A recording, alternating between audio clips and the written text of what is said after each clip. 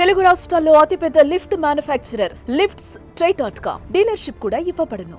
YS Bharati క్యారెక్టర్ను కించపరిచేలా అడ్డమైన వాకుడు బాగిన టీడీపీకి చెందిన చేబ్రోలు కిరణ్ ని పోలీసులు అరెస్టు చేశారు. ప్రభుత్వం ఆదేశాలతో గుంటూరు జిల్లా మంగళగిరి పోలీసులు అదుపులోకి తీసుకున్నారు. బలవంతంగా జీప్ ఎక్కించి స్టేషన్ కు తరలించడం జరిగింది. అయితే గుంటూరు జిల్లాకు చెందిన చేబ్రోలు కిరణ్ కుమార్ ఐటీడీపీ కార్యకర్తగా చెప్పుకుంటూ చాలా రోజులుగా పలు యూట్యూబ్ ఛానల్స్ కు ఇంటర్వ్యూలు ఇస్తున్నాడు.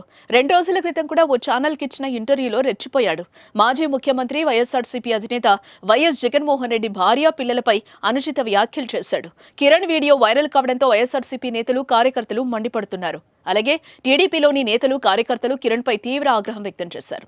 ఆయన్ను పార్టీ నుంచి సస్పెండ్ చేసి కేసు నమోదు చేసి అరెస్టు చేయాలని డిమాండ్ చేస్తున్నారు. ఈ క్రమంలో టీడీపీ అధిష్టానం చర్యలు చేపట్టింది. పార్టీ నుంచి సస్పెండ్ చేయడమే కాదు, కేసు నమోదు చేసి అరెస్టు చేయాలని ప్రభుత్వ పెద్దలు పోలీసు శాఖకు ఆదేశాలు జారీ చేశారు. వారి ఆదేశాల మేరకు మంగళగిరి పోలీసులు రంగంలోకి దిగి అరెస్టు చేశారు. చంద్రబాబు ఆదేశాలతో కిరణ్ పై కఠిన చర్యలకు సిద్ధమవుతున్నట్లుగా తెలుస్తోంది.